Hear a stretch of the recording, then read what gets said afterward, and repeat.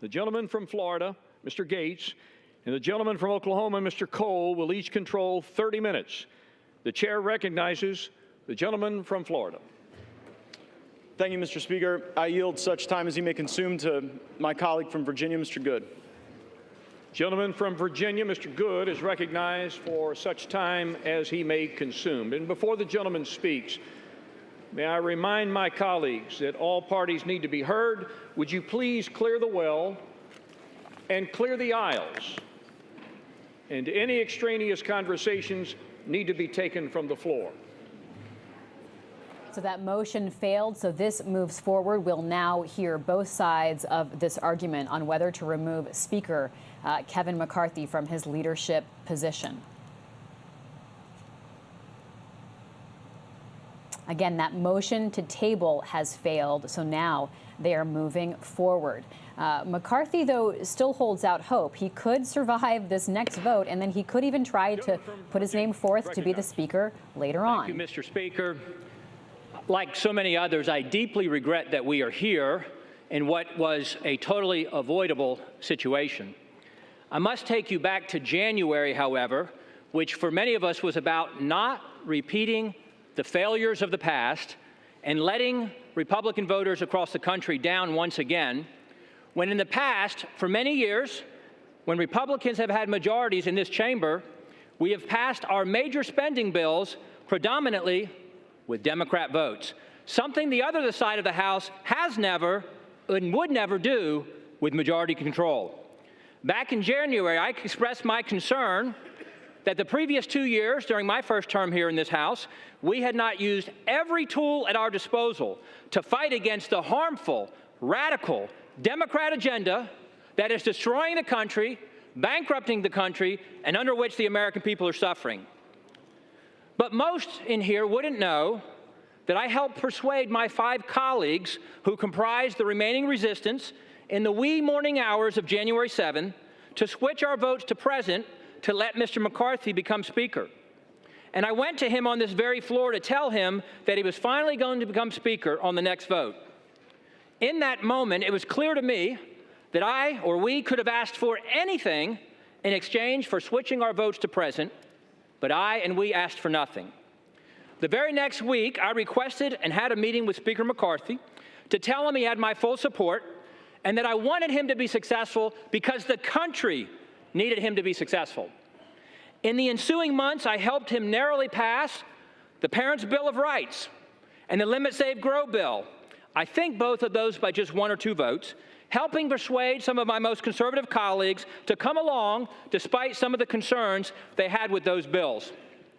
And we remained united as a conference through the Limit, Save, Grow vote as we passed a bill that was cutting spending to pre-COVID levels for non-defense discretionary spending, or just over $100 billion, historic spending cuts, as the Speaker had committed to do in January, and it also included a host of other conservative fiscal reforms. Unfortunately, however, that unity and that commitment to significant year 1 cuts and spending reforms were discarded in the Failed Responsibility Act, as I call it, which passed overwhelmingly, once again, with a majority of Democrat votes, validating the concern many of us had in January. Many of us had begged the Speaker, pleaded with the Speaker repeatedly to utilize the debt ceiling to leverage spending cuts and reforms.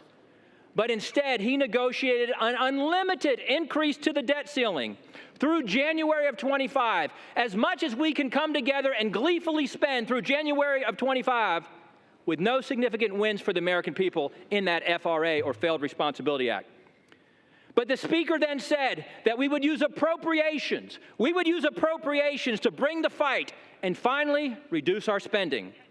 He said the levels of the FRA were the ceiling and not the floor, and recommitted multiple times to go back to the $1.471 trillion that was the Limit, Save, Grow levels, radically, historically, saving $100 billion and lowering the deficit this year under Republican majority from $2.2 trillion to $2.1 trillion. That's what we were asking the Republican House to do, to go to $2.1 trillion. Meanwhile, the Speaker had committed to bring a balanced budget vote to this floor something that still has not happened, despite the work that's been done in our Budget Committee to mark it up and have it ready to come to the floor. He also promised that we would bring all 12 appropriation bills well before the September 30 fiscal deadline. We did not.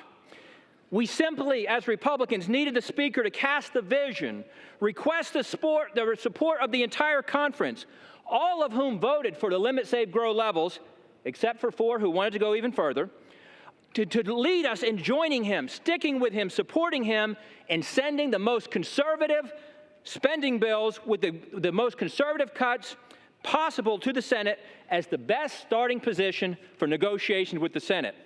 Many of us begged and pleaded with the Speaker to do that over the past 5 months. When the Speaker failed us to pass our spending bills, bringing only 1 of 12 to the floor before the August district work period, members began to negotiate amongst themselves without the Speaker to find compromise. I was among those who reluctantly agreed last month to split the difference between failed responsibilities 1.586 and the limit, save, grow 1.471. I reluctantly agreed to do that, to go to 1.526 in order to pass our bills on to the Senate. We then essentially forced the Speaker, with the pressure of the calendar, the debt ceiling, or excuse me, the shutdown threat of the calendar, to bring those 4 bills to the floor last week, all of which I voted for, despite some of them not cutting to the levels we'd agreed to and other concerns I had with the bills. I reluctantly voted for the 30-day conditional CR, or continuing resolution, because it cut an additional $10 billion in the month of October, going back to the pre-COVID 1.471 levels for defense, non-defense discretionary, 30%, and it had border security. I voted for that. However, when that vote failed, the Speaker this past Friday in the Republican conference meeting made it abundantly clear that he was willing to do anything to avoid the temporary discomfort and the pressure of a pause in the 15% of the non-essential federal government operations, which would guarantee that we would lose to the Senate Democrats and the White House. If you're not willing to say no, then you're guaranteed to lose. And that was confirmed with the passage of the unconditional 45-day CR this past Saturday, once again with 209 Democrat votes. The Republican bill, 209-1 Democrats, 51-0 in the Senate side. The Speaker fought through 15 votes in January to become Speaker, but was only willing to fight through 1 failed CR before surrendering to the Democrats on Saturday. We need a Speaker who will fight for something, anything, besides just staying or becoming Speaker. If there was ever a time to fight, with $33 trillion in national debt, a $2 trillion deficit this year, 40-year high inflation, 20-year high interest rates, a downgraded credit rating, and for the first time in modern history, the polls showing, despite all the help of the media blaming Republicans in the House, the polls showed that the public was blaming Biden and the Democrats for an imminent shutdown. If not fight now, when would we fight? Now is and was the time. With the Democrats driving the fiscal bus off the cliff at 100 miles an hour, we cannot simply be content to be the party that slows it down to 95 just so we can sit in the front seat and wear the captain's hat. Our current debt and our spending trajectory is unsustainable. We need a Speaker, ideally somebody who doesn't want to be Speaker and hasn't pursued that at all costs for his entire adult life, who will meet the moment and do everything possible to fight for the country. A red line was crossed for me, I regret, on Saturday, and chose regret that I must vote against the motion to table as I did and to vote to vacate the chair. And I yield back. I reserve. Gentleman from Florida reserves his time. Gentleman from Oklahoma, Mr. Cole. Thank you very much, Mr. Speaker. I share one thing in common with my friend from Virginia. This is a very sad day, and certainly a day I never expected to have to live through. You know, I think broadly speaking, as I look across this floor, you can divide members into 3 groups. I'm very happy to be in the first group. The overwhelming majority of my party supports the Speaker that we elected. We're proud of the leadership he's shown. We're proud of the manner in which he's been willing to work with everybody in our conference and, I believe, in this chamber. There's a second group, small group, Honestly, they're willing to plunge this body into chaos and this country into uncertainty for reasons that only they really understand. I certainly don't. And then there are friends on the other side. I mean friends, honestly, with great sincerity. I have a lot of friends over there. And I recognize that my friends on the other side have a very complex set of partisan, personal, and political calculations to make. And I certainly wouldn't presume to give them any advice about that. But I would say, think long and hard before you plunge us into chaos, because that's where we're headed if we vacate the speakership. You know, I personally think there's really three reasons why we've come to this point. That's because at each three of these critical minutes, the Speaker did the right thing. First, there was a Speaker vote. You know, he got 85% of the vote in our conference, 90% of the vote from Republicans on this floor. Yet we had a small group that decided, no, they would dictate what they want. He didn't let that happen. He fought. Now, he fought for himself, but he fought for 90% of us, too, that wanted him to be the Speaker, and I appreciate that. Then, of course, we had the debt ceiling deal. Nobody here thought he could pass a bill. Nobody in America thought he could pass a bill. He did what speakers are supposed to do. He passed the bill. Then he sat down and negotiated with a Democratic Senate and a Democratic president and came back with a good deal, a deal that will limit spending. He did the right thing. Finally, last Saturday on this floor, we were on the verge of a government shutdown that the vast majority of members in this chamber did not want.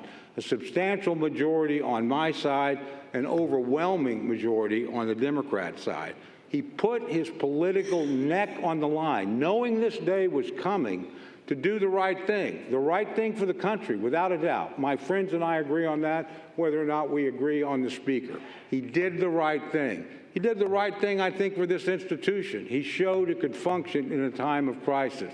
And finally, I think he did the right thing for our party. He made sure that we could continue to negotiate and achieve some of the very objectives my friend from Virginia laid out, and achieve them in divided government, which calls for some degree of give and take. So I'm very proud of this Speaker. I'm very proud to stand behind him. Tomorrow morning, whether I win or lose, I'm going to be pretty proud of the people I fought with, and I'm going to be extraordinarily proud of the person I fought for, the Speaker of the House, Kevin McCarthy. And with that, I reserve the balance of my time.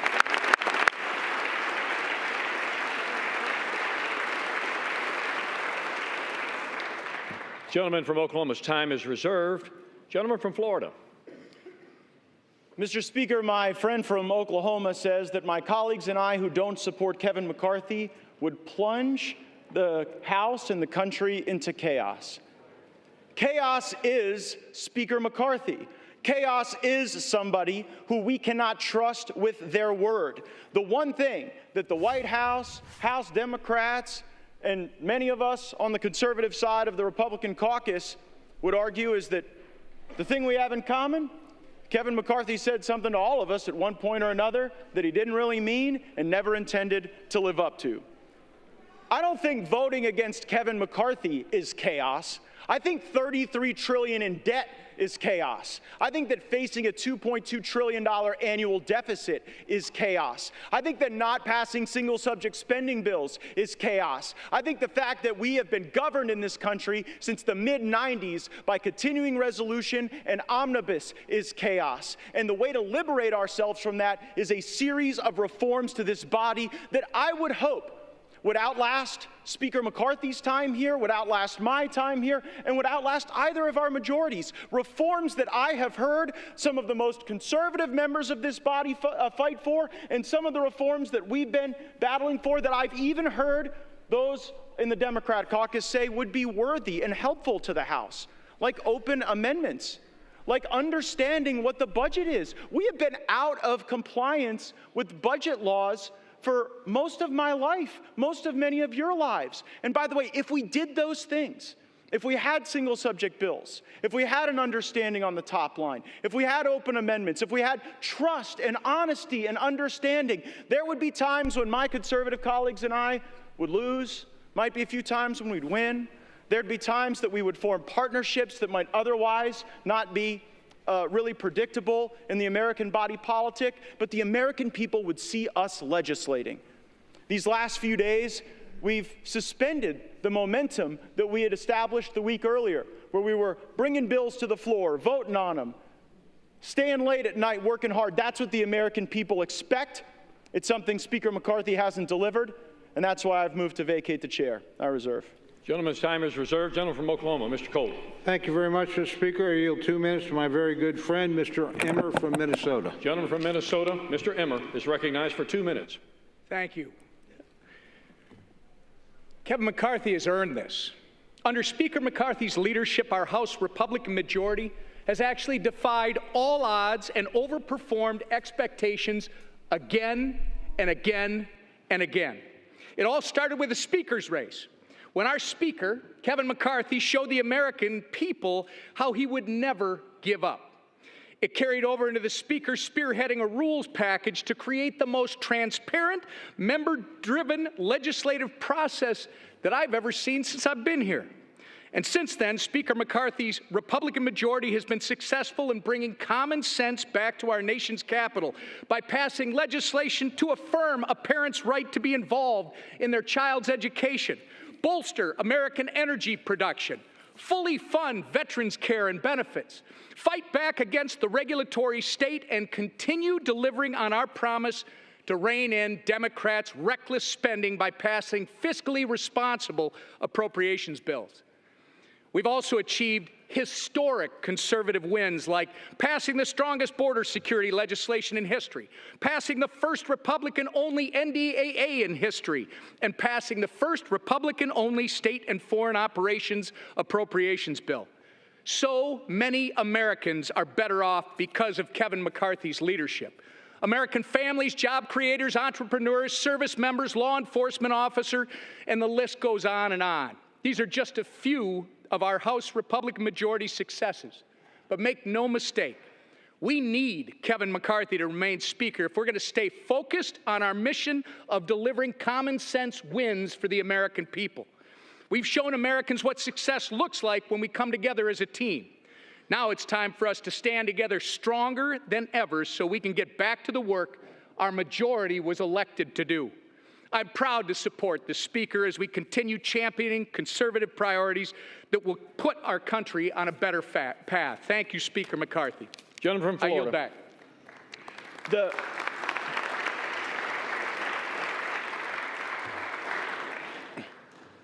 The opening line of my colleague's speech was that Speaker McCarthy always overperforms expectations, but after tweeting "bring it," and after engaging in profane-laced tirades at House conference, he just lost a motion to table. So I wouldn't necessarily consider that overperforming expectations.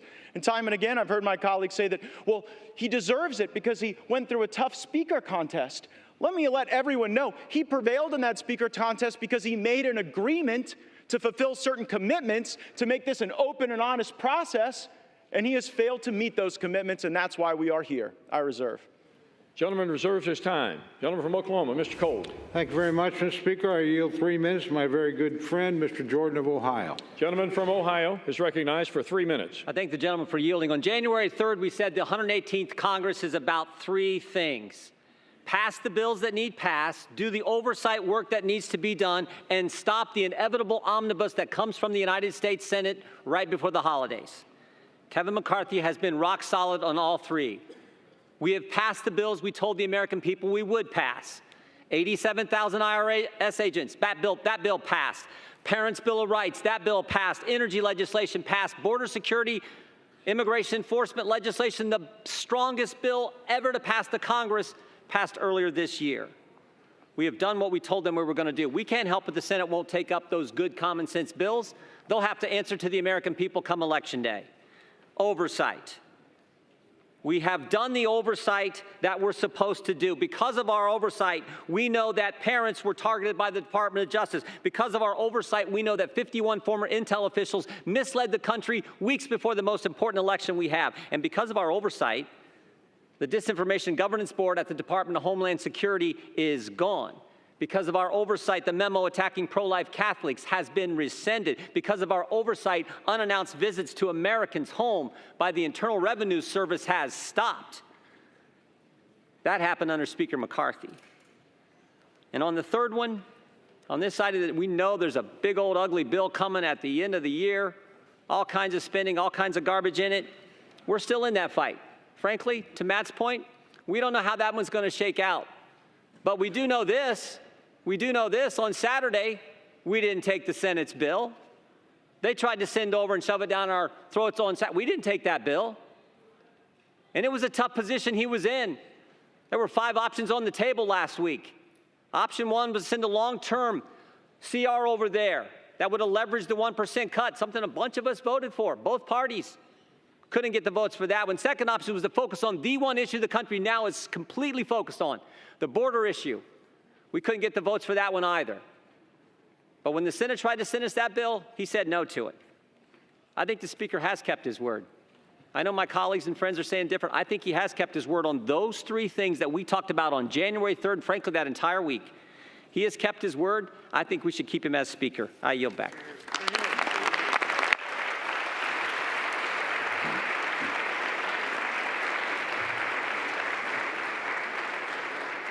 Gentleman from Florida is recognized. Yeah, the problem with my friend from Ohio's argument is that many of the bills he referenced as having passed are not law. We are on a fast track to an omnibus bill, and it is difficult to champion oversight when House Republicans haven't even sent a subpoena to Hunter Biden. So it's hard to make the argument that oversight is the reason to continue when it sort of looks like failure theater. I yield such time as you may consume to my colleague from Arizona, Mr. Biggs.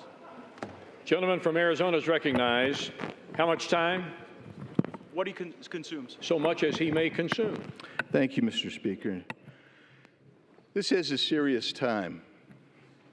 And my mind immediately goes to the young deputy from Cochise County who 2 nights ago, while trying to apprehend a runaway vehicle smuggling humans across the border, suffered major injuries, transported to Pima County, where he's in a Tucson hospital fighting for his life. I'm talking about a border that remains wide open, where drugs come through the Tucson sector, the most gotaways known and unknown of any sector along the border. Terrorists coming in. People conducting criminal conduct coming in, criminal gang members, human smugglers, sex traffickers. They're coming across our border to the tune of hundreds of thousands every month. Now, I appreciate my colleagues and their position, but I would suggest something. I don't think you can just skip to last weekend and say, oh my goodness, a CR came out last weekend on Saturday. I think we need to go back to January. I'll say this body came together on the Republican side and we passed a good border security piece of legislation, H.R. 2. That's good.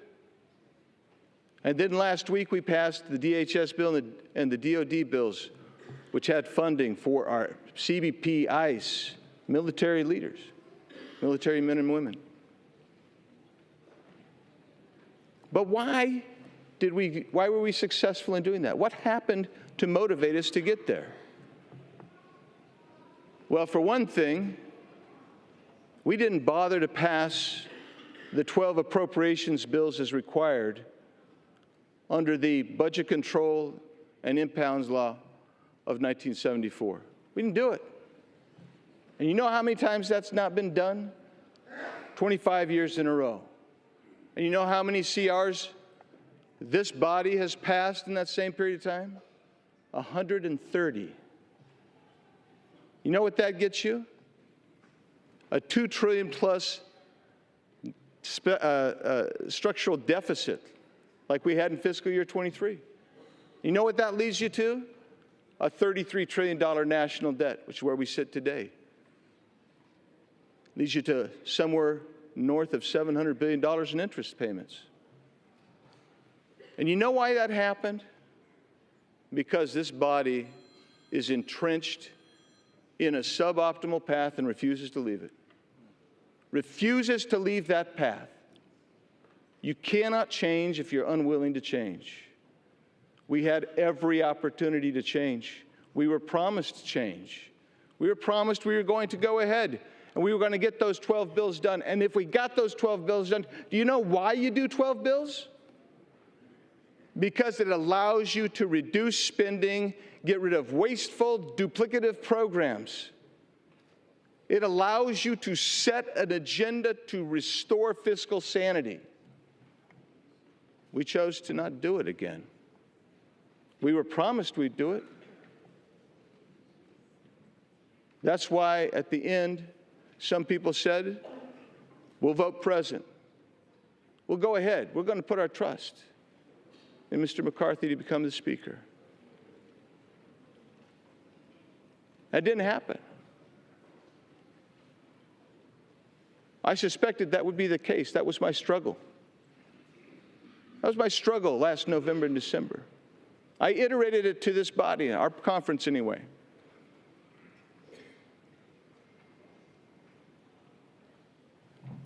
When we got to the debt ceiling, again, that seemed to spring upon everybody like a surprise. And when that happened, I was in there for some of those negotiations on where that number would be. And I was astonished how that 1.5 trillion number was negotiated. Unbelievable. Unbelievable. But I will tell you this. To his credit, the Speaker told us one thing that I believe to be true. He said that that's basically the ante in a poker game. He can sit down at the table. And I told my colleagues who supported that $1.5 trillion in 8 months, that you're willing to raise the debt ceiling, that's the opening marker. And indeed it was. And now projections are many $trillion above that. Yes, I think it's time to make a change. I'm not the only one. And that's it's somber. Thus it is somber. But what have we failed to accomplish? Why didn't we get this stuff done? When we're campaigning, we're talking about an extension of the debt ceiling to January of 2025. We're talking about additional Ukraine funding. Is that going to be, maybe that's good in your districts, maybe it's not. But that money's not offset. We're not paying for it. We haven't designated how we're going to pay for that. The same with the disaster package.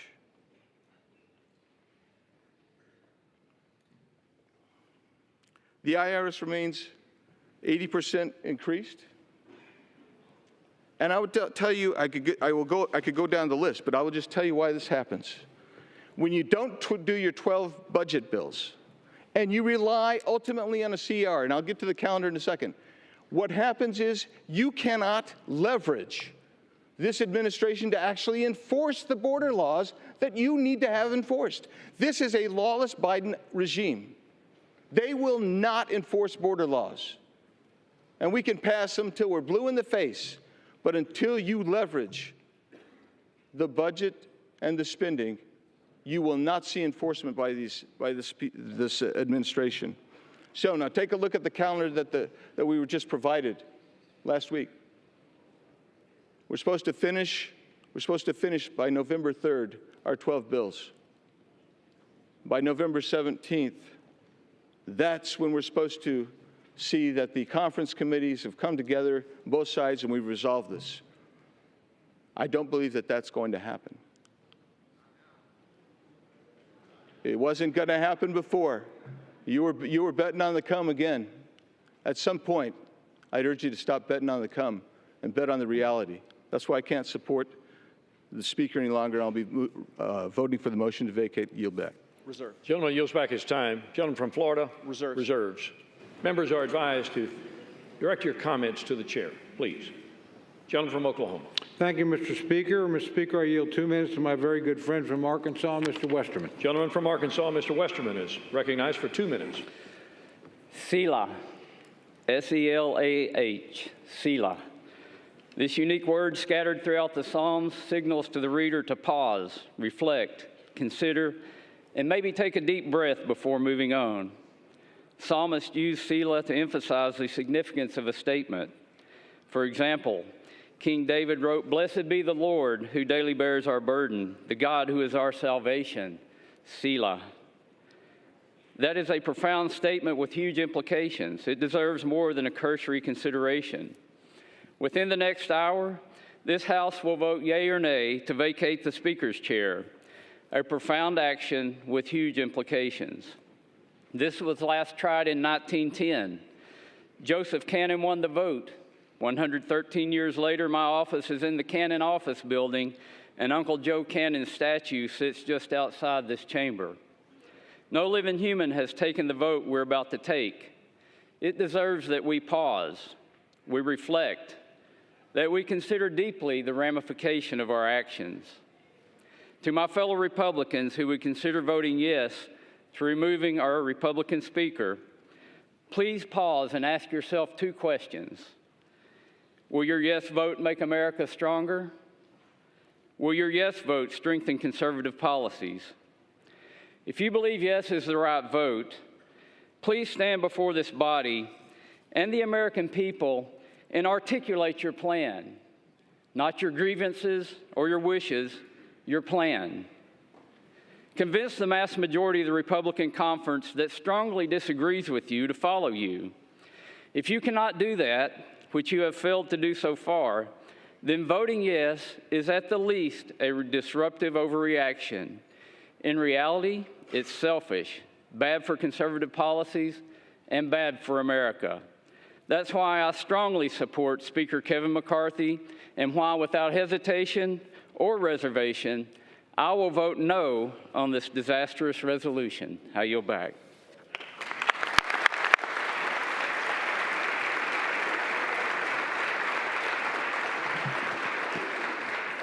Gentleman from Florida. There's nothing selfish about wanting a Speaker of the House who tells the truth. I reserve. Gentleman reserves his time. Gentleman from Oklahoma, Mr. Cole. Thank you very much. Mr. Speaker, I yield 2 minutes to my very good friend from Kentucky and fellow member of the Rules Committee, Mr. Massey. The gentleman from Kentucky, Mr. Massey, is recognized for 2 minutes. Mr. Speaker, as the only still serving co-author and co-sponsor of the motion to vacate Speaker Boehner, I can tell you this motion to vacate is a terrible idea. As the only member who's serving here who took every chance to vote against Speaker Boehner and to vote against Speaker Ryan, I can tell you that this chamber has been run better, more conservatively, and more transparently under Mr. McCarthy than any other speaker that I have served under. As a member of the Rules Committee, one of three conservatives who were placed there out of trust, the Speaker gave us a blocking position by putting 3 of us on there to keep an eye on the Rules Committee to make sure the process was fair and even. I can tell you it's been fair and even. None of us are voting against the Speaker today. Regular order is at odds with predetermined outcomes. Yet the Speaker is being accused of not holding to regular order and predetermined outcomes at the same time. It is not possible. You cannot be for both at the same time. I was a party to the January agreement, and I can tell you that there were promises in there, but there was never a promise for an outcome. There was never a promise that you could force Joe Biden to sign something. There was only the promise that we would try, and try we have. We have tried in the Rules Committee. We have tried on the floor. We've been trying this since the summer, and there's enough blame to go around for why we don't have 12 bills, but part of it was a relitigation of the debt limit deal. By the way, there was no promise on the debt limit deal, no conditions on that in January, 0 whatsoever. I was in the room for that. So the 12 bills were delayed over what? $100 billion. That's a lot of money. But it's nothing compared to the $2 trillion that I came here to object to when Speaker Pelosi and President Trump pushed that bill through. We've had over 500 amendments. Listen, this is a referendum on this institution.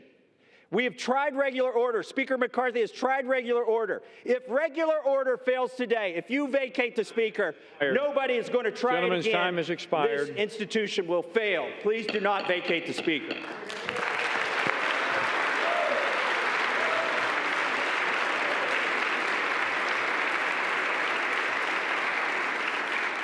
Gentleman from Florida. I reserve. Gentleman from Florida reserves his time. Gentleman from Oklahoma, Mr. Cole. Thank you very much, Mr. Speaker. I yield 2 minutes to my very good friend from California, Mr. McClintock. Gentleman from California, Mr. McClintock, is recognized for 2 minutes. Mr. Speaker, if there was ever a time for sobriety, wisdom, and caution in this House, it is right now. If this motion carries, the House will be paralyzed. We can expect week after week of fruitless ballots while no other business can be conducted. The Democrats will revel in Republican dysfunction, and the public will rightly be repulsed. It'll end when the Democrats are able to enlist a rump caucus of Republicans to join a coalition to end the impasse. This House will shift dramatically to the left and will effectively end Republican House majority that the voters elected in 2022. And this, in turn, will neutralize the only counterweight in our elected government to the woke left's control of the Senate and the White House at a time when their policies are destroying our economy and have opened our borders to invasion. There are turning points in history whose significance is only realized by the events that they unleash. This is one of those times. We are at the precipice.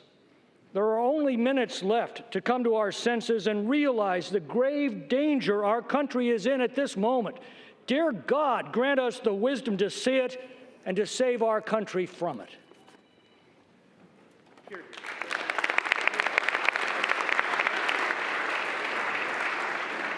Gentleman from Florida.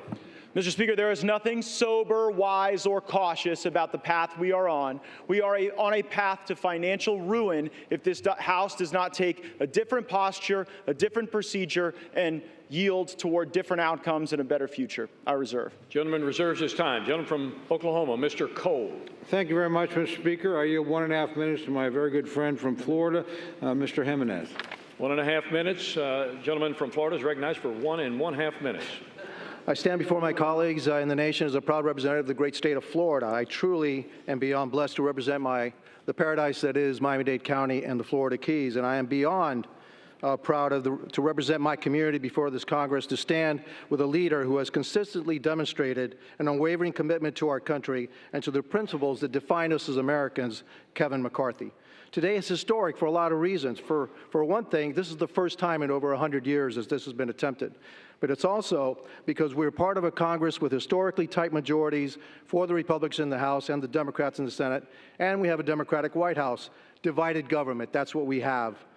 The need to negotiate, to find solutions to the issues facing this country. That's a reflection of the principles that are uniquely American, principles that make this country exceptional, and principles that allowed me, an exile who came here from Cuba, fleeing communist Cuba, to serve in this very institution. You see, I wasn't born here, and everything that I am, everything that I ever will be, is thanks to America. The best part about it is that my story, the story of the community that I'm so proud to represent, is a story of many in this body, is that we are not the exception in America, we are the rule. That's the America that Kevin McCarthy has fought for his entire career. Kevin McCarthy is a champion for the American dream, and he's proved it as our Speaker. Thomas Jefferson once said, "I predict future happiness for Americans if they can prevent the government from wasting the labors of the people under the guise of taking care of them." McCarthy. Gentleman's time has expired. Thank you. Let's keep Kevin McCarthy our Speaker. A great man, a great leader, a great Speaker. Thank you, and I yield back. Gentleman from Florida, Mr. Gates. Mr. Speaker, may I inquire as to my remaining time? Gentleman has 9 3/4 minutes remaining. I reserve. Gentleman reserves his time. Gentleman from Oklahoma, Mr. Cole.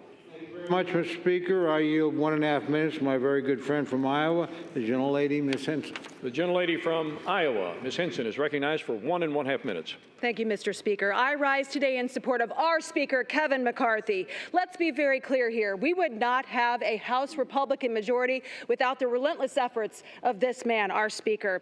Under his leadership, Joe Biden's policies have had a check and balance. His policies have created a horrific border crisis, 10,000 illegal immigrants a day surging across our border. Under Speaker McCarthy, Republicans have passed legislation to secure our border. Joe Biden has done everything to squash American energy, selling our oil reserves to China. Under Speaker McCarthy, Republicans have passed legislation to unleash American energy dominance. Joe Biden has spent taxpayer dollars like there's no tomorrow. Under Speaker McCarthy, we have returned to passing single subject appropriations bills and ending the status quo of omnibus spending. One of the most valuable pieces of advice that I received was from Kevin McCarthy when I got here to D.C. He told me to separate the signal from the noise. The noise is those who are causing chaos for their own personal benefit while ignoring the needs of their constituents and this country, grinding our work here to a halt. The signal is the many accomplishments that we've delivered for the American people with Speaker McCarthy at the helm. The signal is the failures coming out of the White House time and time again. The signal is the work that we must do today and going forward to save our country for my kids and yours. My colleagues today here have a choice. Be a chaos agent or get back to work. So I call on my colleagues, let's separate the signal from the noise. Let's support our Speaker, Kevin McCarthy, so we can get back to work for the American people. Thank you, Mr. Speaker. I yield back. Gentleman from Florida, Mr. Gates. Thank you, Mr. Speaker. I think I've caught the signal, too. The signal is for $33 trillion in debt, facing $2.2 trillion annual deficits. And our fellow Americans may be watching, wondering, how does that happen? How does the greatest country in the world have a process so broken that it would be laughed out of the rooms in the halls of the state legislatures where many of us come from? Here's how it works. The law says we're supposed to have the very single subject spending bills that my colleague referenced in the summer. That we're supposed to have that and move it. But there's a dirty little secret in this town, and that is if you delay, if you hold the bills, if you make multiple contradictory promises, as Speaker McCarthy has done, and you back everybody up against shutdown politics, well, nobody wants to shut the government down. No one cheers for a shutdown. And of course, when people are backed up against shutdown politics, the decision calculus changes. So year after year, decade after decade, we break the law and we do the same thing. We pass a continuing resolution, then we pass another continuing resolution, and then it's either another continuing resolution or an omnibus bill or a series of minibuses that lump these disparate things together. The American people want all of us to take votes on single subject matters. They don't want to see these things all mushed together and log rolled. And it was concerning to me to hear of news of a secret deal on Ukraine funding that would have log rolled more money with Ukraine with our southern border. Now, how offensive is that to our Customs and Border Patrol, to our ICE, to the people that are suffering as a consequence of our border, that some of my colleagues are only willing to stand up and fight for our border if they could send billions to Ukraine to fund their border too? Well, I've had enough of that, and that's why I brought this motion to vacate. I reserve. Gentleman's time is reserved. Gentleman from Oklahoma, Mr. Cole. Thank you very much, Mr. Speaker. I yield 1 minute to our distinguished Majority Leader, my good friend from Louisiana, Mr. Scalise. Gentleman from Louisiana, the Majority Leader, Mr. Scalise, is recognized for 1 minute. Thank you, Mr. Speaker. Thank my friend from Oklahoma for yielding. And when we go back to January, as many people have, we knew that it was going to be a narrow majority. We also knew that it wasn't going to be easy. How many of us came here because we thought this job was going to be easy? How many of us thought the task ahead of us to address the problems of this country was going to be easy? One thing we did know is that if we were going to finally start confronting problems that had been ignored for years and years and years, we had to change the way that this place worked. And one thing Speaker McCarthy embraced from day one is to start making those kind of changes to this institution, opening up the process, allowing members to be more engaged, having amendments come to the floor, single subject bills, doing appropriations bills. Yes, making that happen overnight is not something that happens automatically, but it started to happen, and we are now seeing the fruits of it. Just last week, we had 4 different appropriations bills on this House floor, 4 different ones. Now, those bills took weeks and weeks to finally get to the floor, going through an open committee process, hundreds of amendments, each one of them, where Republicans, Democrats could bring their ideas. And we debated those bills on the floor, some until after midnight, where members could actually participate in the process. This has been a broken process for a long time. But it's a process where if we're going to confront the problems that families are facing, because right now we need to resolve our differences inside this House chamber before we can then go and fight for those families who are struggling. But every single day across America, families are struggling with real problems that we're going to have to get back to solving. And those problems are real for them. It's inflation, it's the economy, it's high energy costs. It's an open southern border that doesn't just affect the border states. It's affecting every state, Republican districts, Democrat districts. Everybody knows it.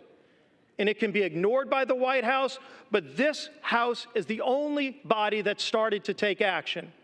When we, with H.R. 2, and then with the border bill last week, and with the action we took last week, over 70% of government funding passed out of the House. However everybody voted, Republican or Democrat, this House passed funding for over 70% of the federal government's operation, and it's sitting over in the Senate where they've passed 0. And we're going to beat up each other and talk about our internal processes, and we need to get our internal processes working better. But you know what? So does that other body over there, and so does the White House. Everybody in this town needs to be engaged in addressing these problems. But if we don't start here, and if we don't focus these next 45 days, because that's what we've got in front of us. We've got 2 bills this week. We've got 2 more appropriations bills next week. And if we're going to be confronting those, we've got to stay focused on our mission. What the other side does, let's continue to put pressure on them. But we also need to put pressure on ourselves to do our job. And Speaker McCarthy's been leading at the top of the level to make sure that we have the tools to do our jobs in a different way than the House has done it before. This House is going to have to continue to make those changes. But the American people sent us here to confront those problems. We're finally starting to. This isn't the time to slow that process down. We need to keep doing our work. We need to keep fighting for those families who are struggling. But so does the Senate, and so does the White House as well. Let's keep doing this work that we were sent here to do. I yield back.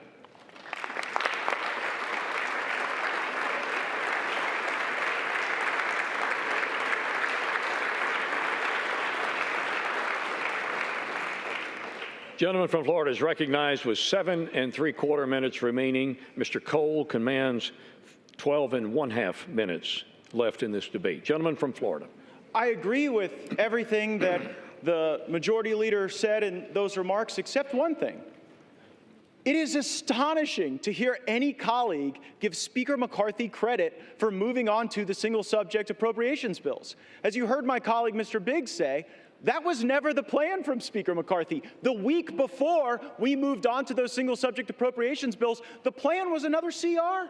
He pitched a CR. They tried to get us to vote for a CR, and only when a brave few said, we are done governing by continuing resolution. We are here to eulogize the era of continuing resolution. We will not do it. We will not pass it. These bills can go. The spending may rise and fall as the years pass, but the notion that we're going to lump in the Department of Education and the Department of Labor with our military and our troops and our Border Patrol is fundamentally unserious, and I would suggest chaotic.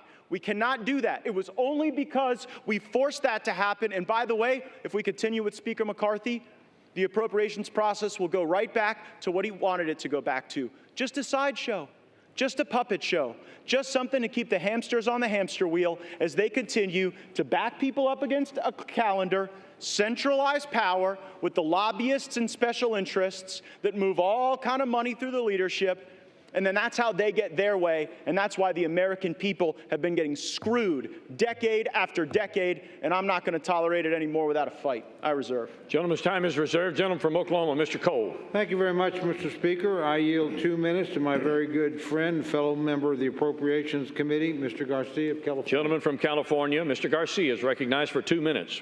Mr. Speaker, I want to recalibrate our minds on what is actually happening here today. This proceeding looks important, it feels consequential, but let's look at what else is happening across America. Today, about 300 Americans will die from fentanyl poisoning. Today, about 11,000 people will illegally penetrate our borders. Today's debt is approaching $34 trillion. Today's mortgage rates just hit a 25-year high, now approaching 8%. Our energy prices are again at back-breaking highs with gas approaching $8 a gallon in my district. Today, China and the CCP grow stronger with an intent to go to war by 2027, and our military is experiencing record low retention and record low recruitment.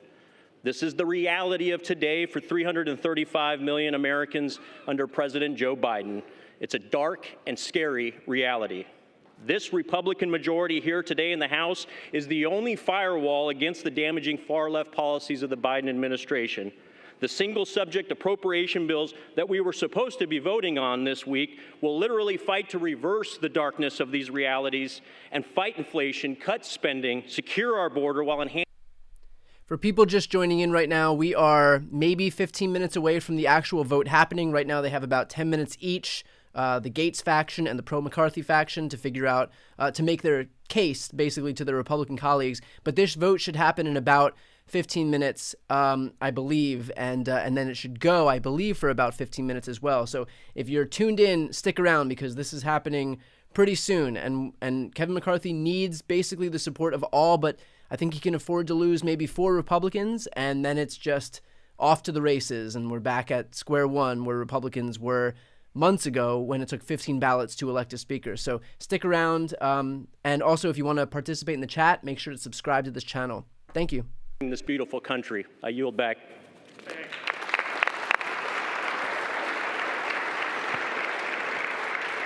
Gentleman from Florida. Yeah, I'm here to solve problems too, but we have decade after decade of history showing us that you don't solve any problems with continuing resolutions and omnibus bills. That creates more problems, more debt, more inflation, more pain for American families. So the way to solve problems is to break the fever dream of governing by continuing resolution and omnibus bill and instead return to the very single subject spending bills that we will only get if my resolution passes to vacate Speaker McCarthy.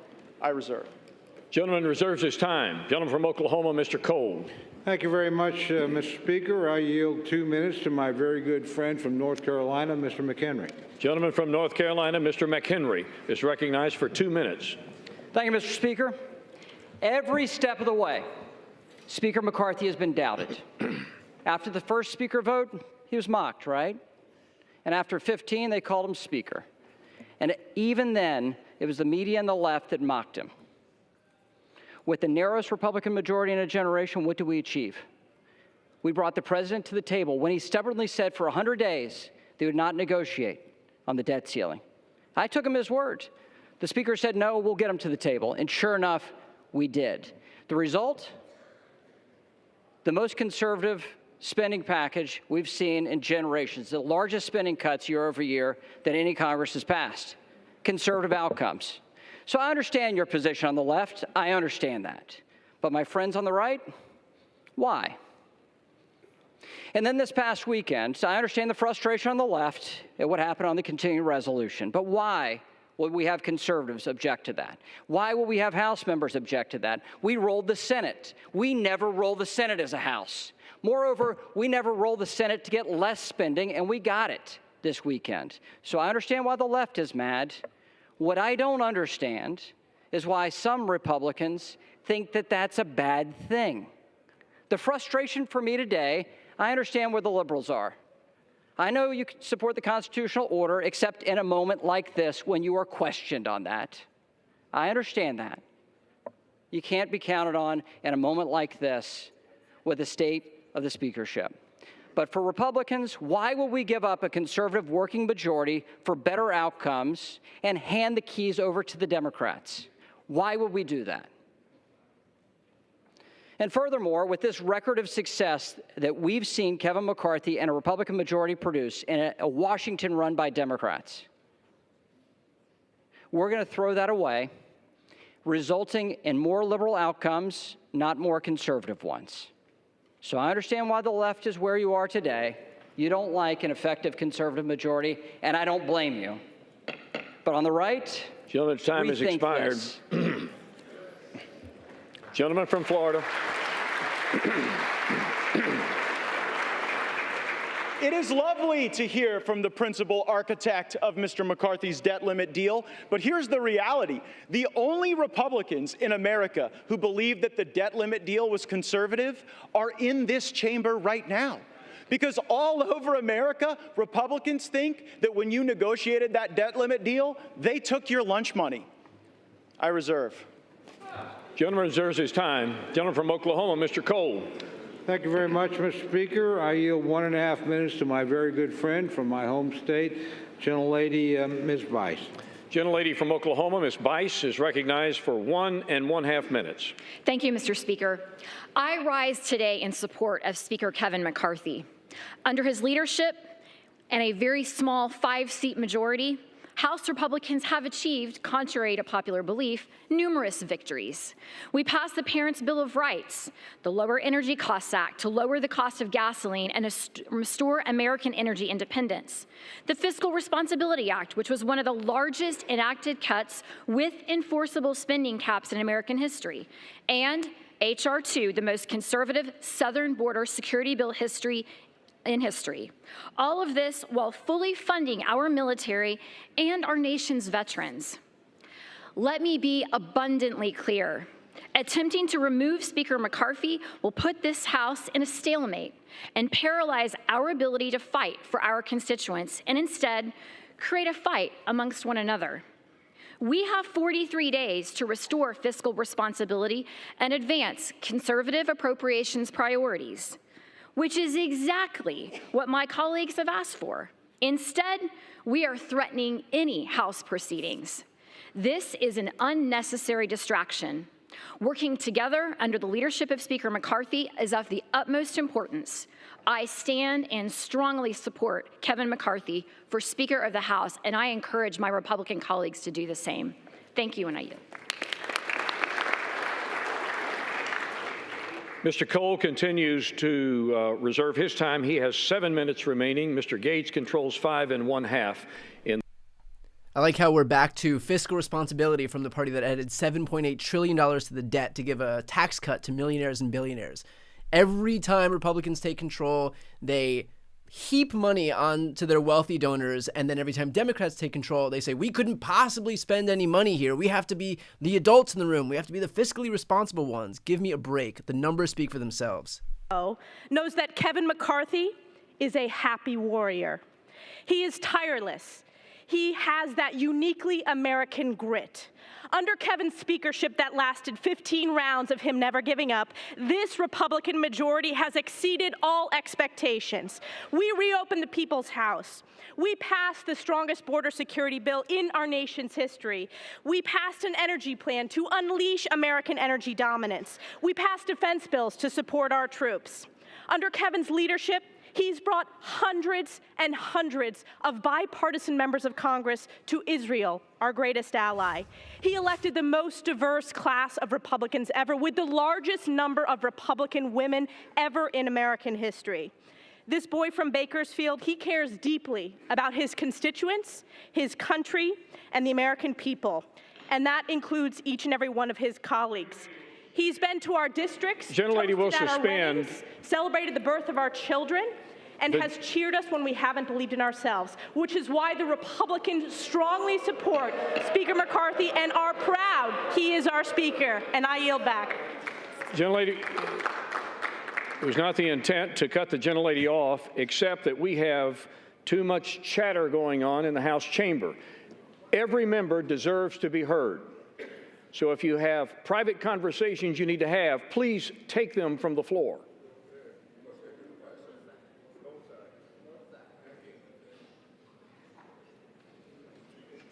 Gentlelady may continue.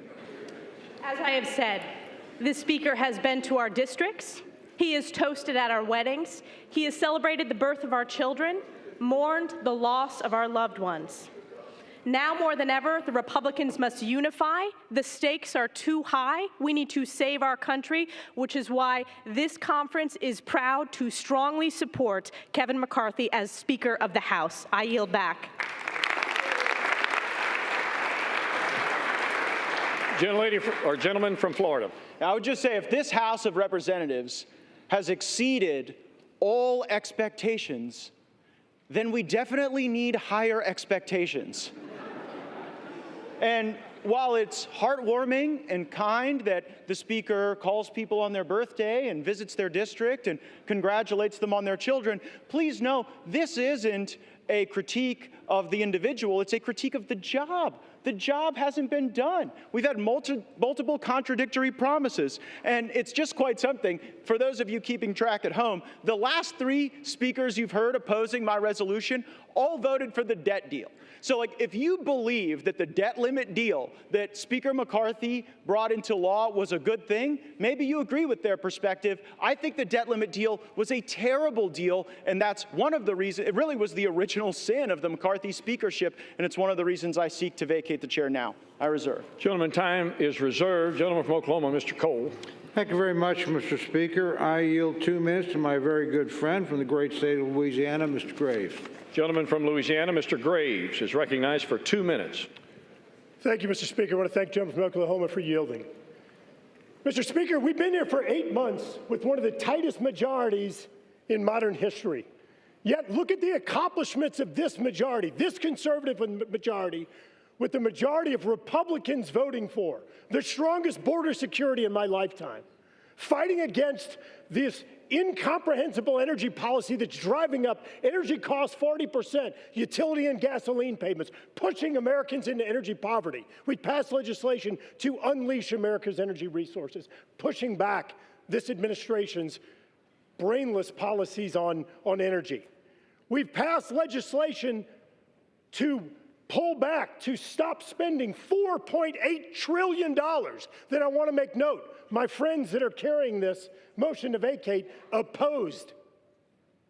We've passed legislation to streamline regulations, permitting, environmental laws for the first time in 40 years. Again, my friends here opposed. We strengthened work requirements for welfare to get people back into the workforce. Again, my friends over here opposed.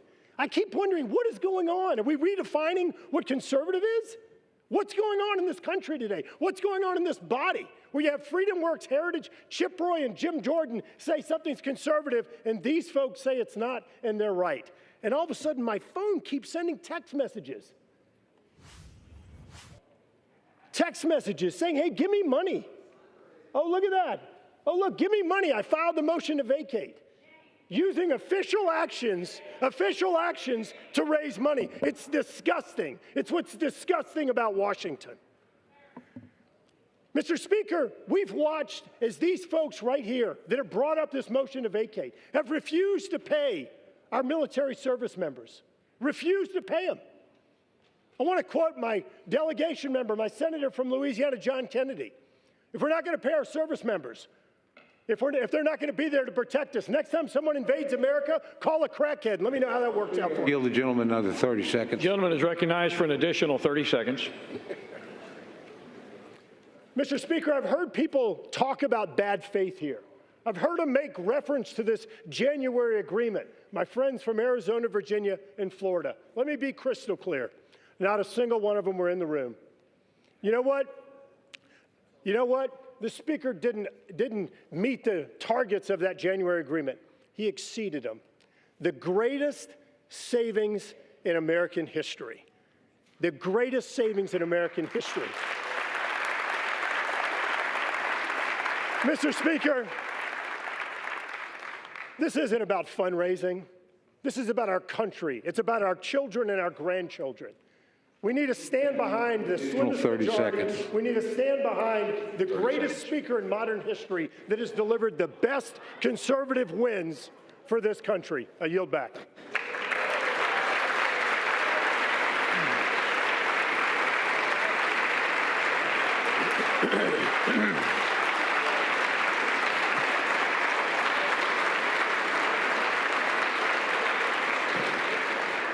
The gentleman from Florida.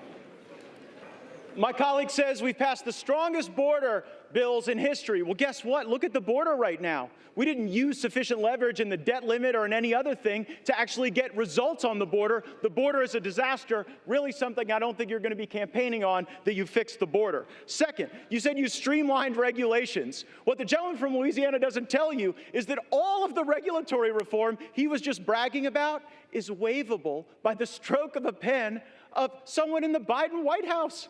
Do you really think you've got anything for that? It's a total joke. And then finally, the welfare to work that the gentleman from Louisiana said we got. The welfare programs that they said that they streamlined with their welfare to work stuff, they're actually going to grow. Because while they did work requirements, they blew out those programs with expanded eligibility. I'm real glad you guys didn't put work requirements on Medicaid. It probably would have resulted in Medicaid expansion.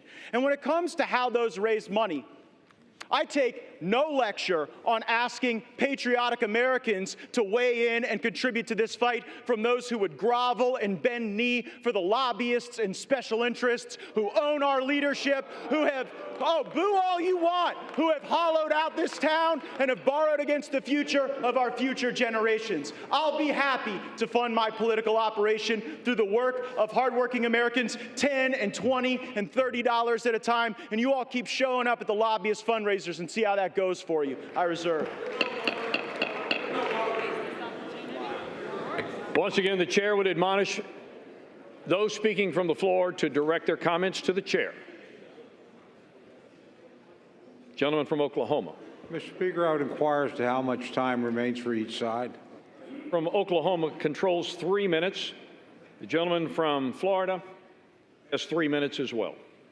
I advise the gentleman from Florida I'm prepared to close if he is.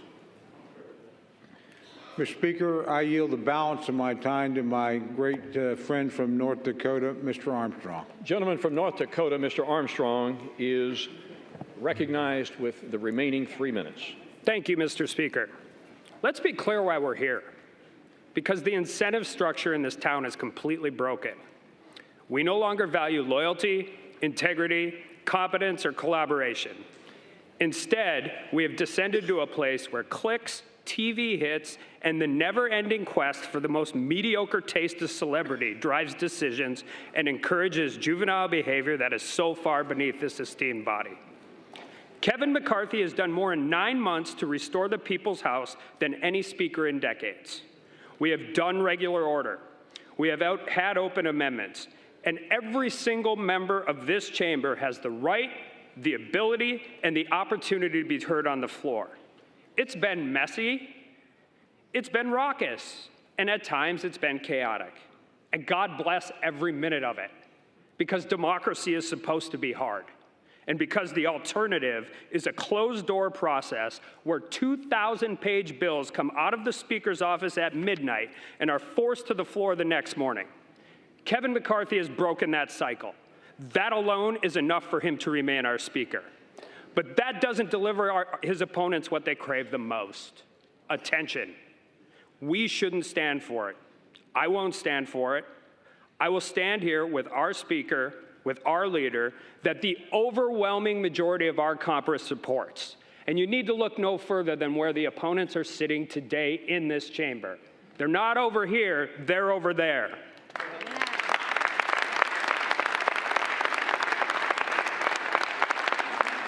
So we're going to face these challenges together, and I say bring whatever comes next, because we believe in the job you have done, Mr. Speaker. We believe in your vision, and most importantly, we are proud to call Kevin McCarthy our friend and our Speaker of the House. And with that, I yield back.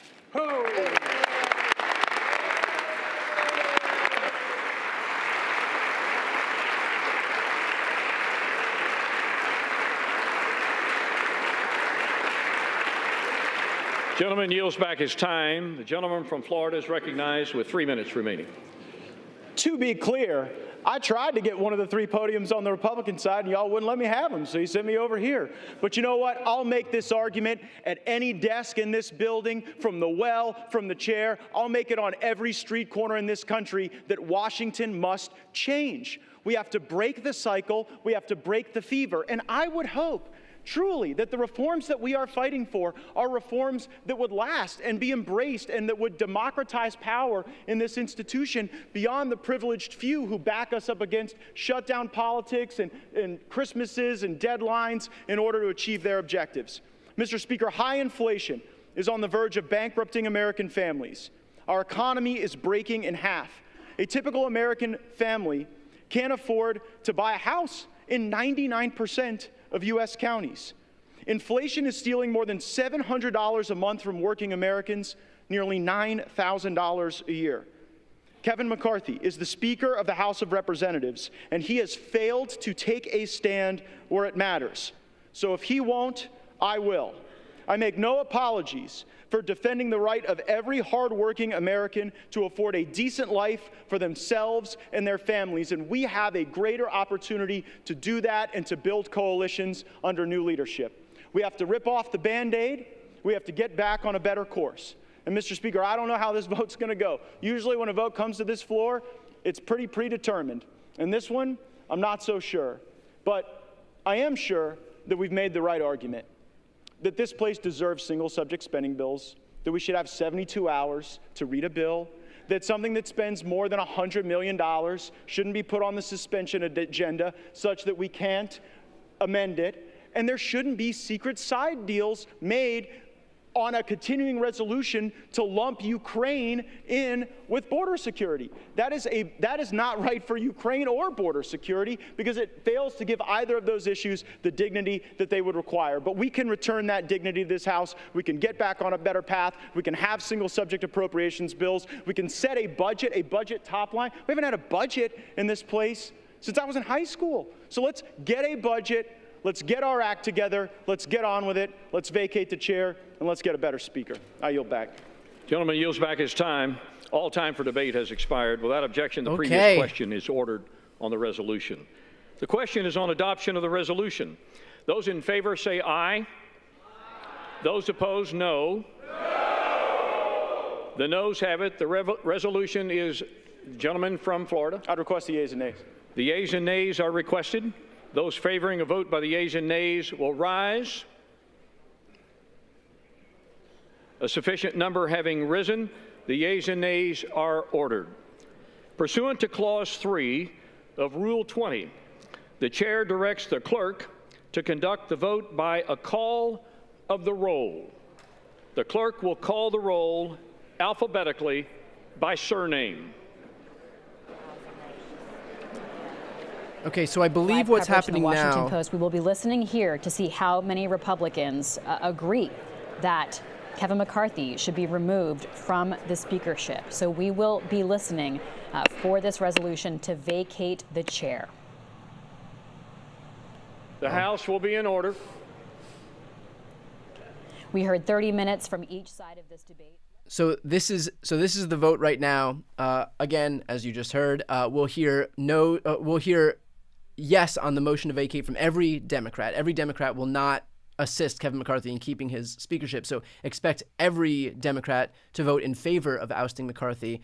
And then if the Matt Gaetz faction can find at about I believe five Republicans to agree with him, then Kevin McCarthy will lose this vote. And then it'll be up to them to go back and figure it all out over again. Nay.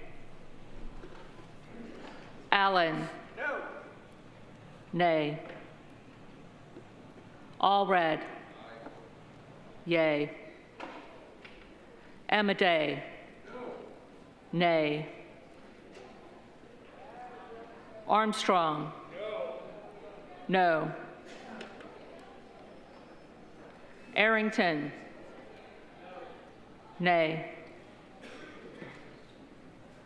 Auchincloss. Yay. Babin. No. Nay. Bacon. No. Nay. Baird. No. Nay. Balderson. No. Nay. Ballant. Yes. Yay. Banks. Banks.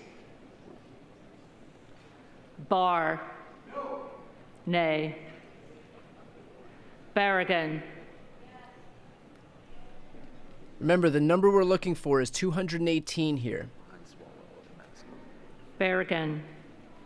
Yay. Bean of Florida. Nay. Most Republicans will Beatty. vote no. Every Democrat Yay. and the Matt Gaetz faction will vote yes. Spence.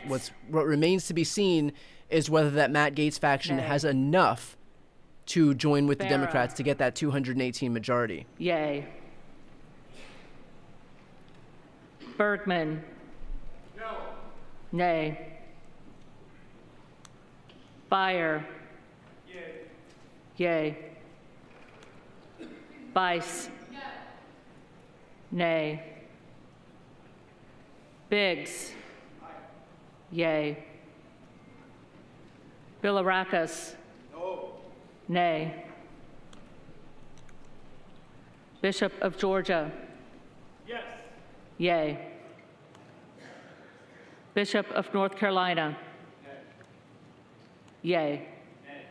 Nay.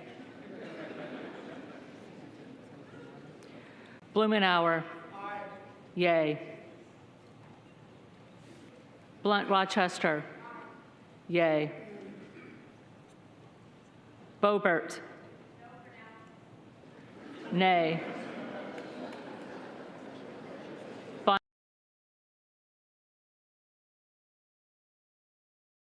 What is a cavapoo? Well, you're probably asking yourself that. I mean, we're sweet, sociable. Blunt Rochester. Yay. Boebert. Nay. Bonamici.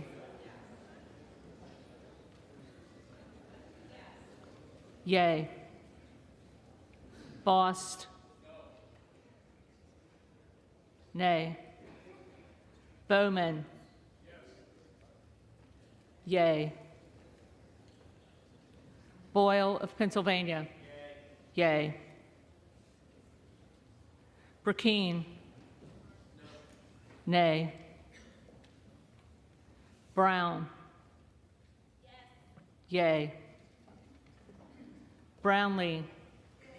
Yay. Buchanan. Nay. Buck. Yay. Bouchon. No. Bazinski. Yay. Burchett. Yay. Burgess. Nay. Burleson. Nay. Bush. For those who didn't hear, Lauren Boebert Bush. voted no for now. That's what she said, no for now. So she's supporting Calvert. McCarthy for now. Nay. Kamek. Kamek. Caraveo. Yay. Carbajal. Right now, there are two big yes votes from Republicans who are Cardenas. siding with Democrats to oust McCarthy. Yay. That's Andy Biggs and Tim Burchett. Kerry. He can afford to lose like Nay. 4 or 5. Carl. Nay. Carson. Yay. Carter of Georgia. Nay. Carter of Louisiana. Yay. Carter of Texas. Carter of Texas. By the way, on the Cartwright. Boebert thing, when she said no for now, I think that just means this Yay. ballot, this vote. I think she's leaving it open if Kevin Kassar. McCarthy can't consolidate support, that she's Yay. leaving it open to abandoning him. Case. Yay. Caston. Yay. Castor of Florida. Yay. Castro of Texas. Yay. Chavez de Reamer. Nay. Sherfilis McCormick. Yay. Chu. Yay. Siscomani. Nay. Clark of Massachusetts. Yay. Clark of New York. Yay. Cleaver. Yay. Klein. Nay. Cloud. Nay. Clyburn. Yay. Clyde.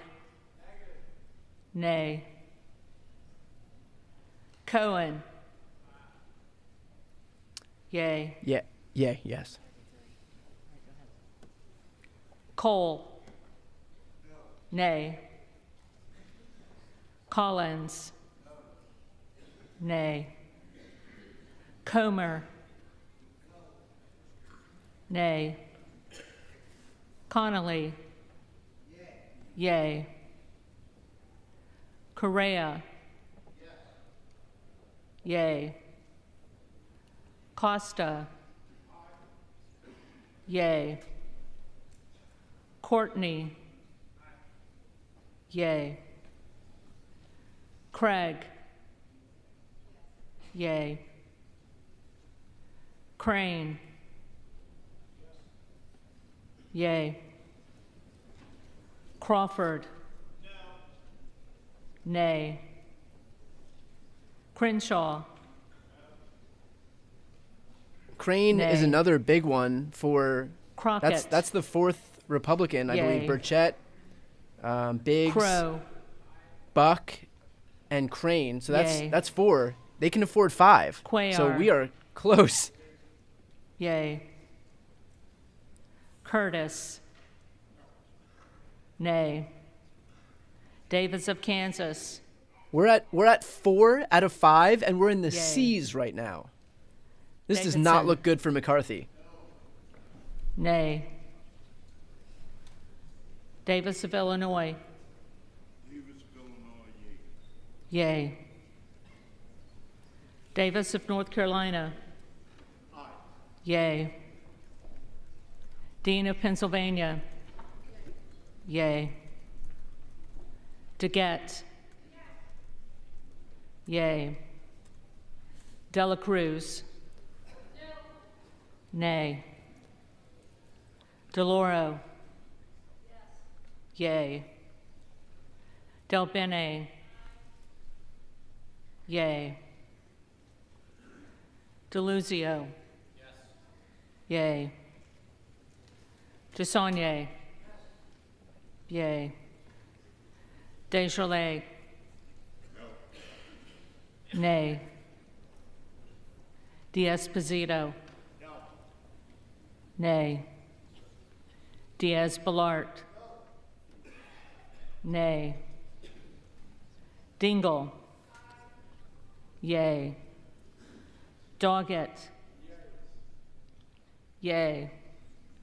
Donalds. Nay. That's a big one for Kevin McCarthy. Duarte. For people who are tuning in right now, No. here's the lay of the land.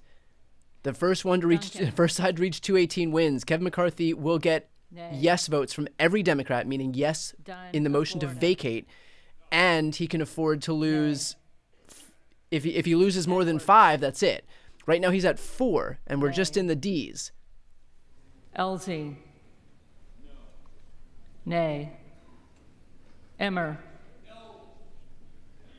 Nay. Escobar.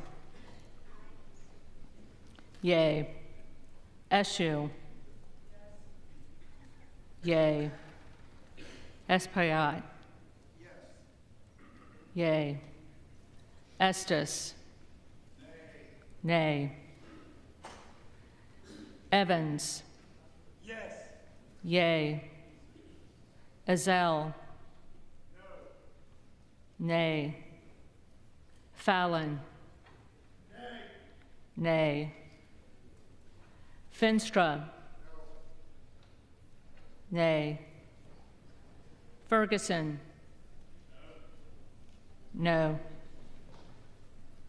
Finstad. Nay. Fischbach. Nay. Fitzgerald. Nay. Fitzpatrick. Nay. Fleischman. Nay. Remember, Kevin McCarthy can afford to lose 5. He's at 4. Fletcher. We're coming up to G. Yay. That's Gates. Gates will be the Flood. 5th no. Nay. Foster. Yay. Fushi. Yay. Fox. And for those asking, Nay. no Democrats are going to save McCarthy here. Every Lois Democrat will Frankel. vote yes. He can afford 5 Nay. no's. After that, C. this Scott motion will Franklin. pass. Nay. Frost. Yay. Fry. Nay. Fulcher. Nay. Gates. Yay. Okay, that's the limit. Gallagher. Nay. Gallego. Yay. Garamendi. Yay. Garbarino. Nay. Mike Garcia.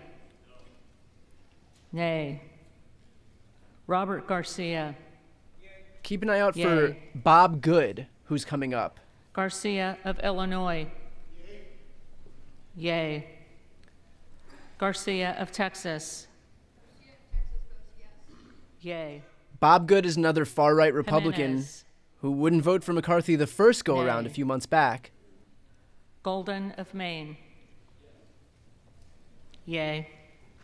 Goldman of New York. Yay. Gomez. Yay. Tony Gonzalez. Tony Gonzalez. Vicente Gonzalez. Yay. Good of Virginia. Yay. That's it. Gooden of Texas. That's 6. Unless I'm mistaken, Gooden of Texas. this is going to Gosar. pass. Nay. Gottheimer. Yay. Granger. Nay. Graves of Louisiana. Nay. Graves Wow. of Missouri. Nay. Green of Tennessee. Nay. Green of Texas.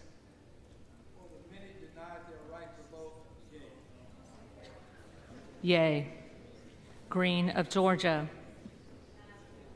Nay. Griffith. There's also, I believe his name is Matt Nay. Rosendale, is probably going to Grijalva. be a yes to vacate Yay. as well. Grothman. Nay. Guest. Nay. Guthrie. Nay. Hageman. No. Harder of California. Yay. Harris. Nay. Harshbarger. Nay. Hayes. Yay. I mean, McCarthy will Kern. actually need At this point, Nay. the only thing that's going to save McCarthy is if a Higgins of Democrat comes Louisiana. and saves him. So I don't know if he has some side deal with Nay. the Democrat. Highly unlikely. Higgins of New York. Hakeem Jeffries already introduced a statement this morning saying that the Yay. Democratic caucus is unified. So I don't know what it's going to take to save McCarthy, but he's going to need some type of miracle here. Nay. Himes. Yay. Henson. Nay. Horsford. Yay. Houchin. Nay. Houlihan. Yay. Hoyer. Hoyer. Yay. Hoyle of Oregon. Yay. Hudson. Nay. Huffman. Yay. Huizinga. For those asking, Nay. by the way, we still have a number of Republicans who Hunt. are hostile to Kevin McCarthy. Kevin McCarthy, at this point, needs a Democrat to Hunt. defect to support him. Highly unlikely that's going to happen unless you want to become a pariah in Isa. the Democratic caucus. But he needs some type of Democrat to come forward and support him. Otherwise, Ivy. he's lost this vote, and he is going to Yay. lose his speaker's gavel. Jackson of What we could Illinois. expect to see at this point Yay. afterwards is that when there is a new vote, Jackson, Democrats will North all be Carolina. united in voting for Hakeem Jeffries. Republicans will Yay. bring up a whole parade of terribles and figure out who their next speaker is going to be. Jackson of Texas. Nay. Jackson Lee. Yay. Jacobs. Yay. James. Nay.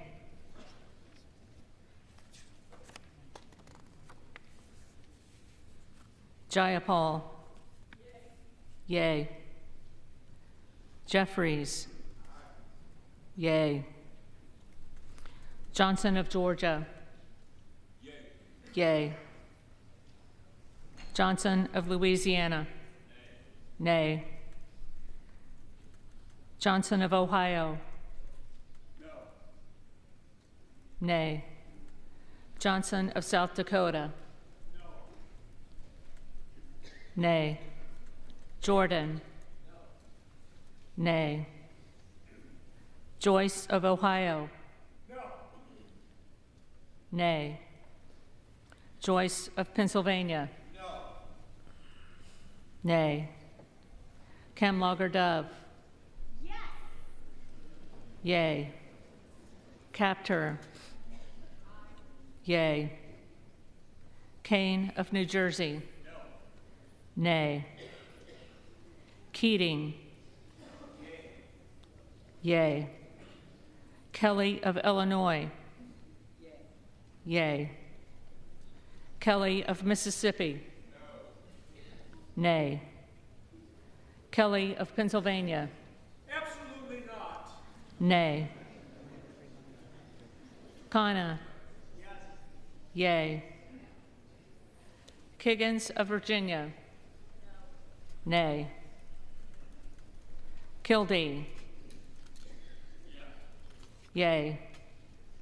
Kiley. Nay. Kilmer. Yay. Kim of California. Nay. Kim of New Jersey. Yay. Krishnamurthy. Yay. Custer. Yay. Kustoff. Nay. LaHood. Nay. LaLota. Nay. LaMalfa. Nay. Lamborn.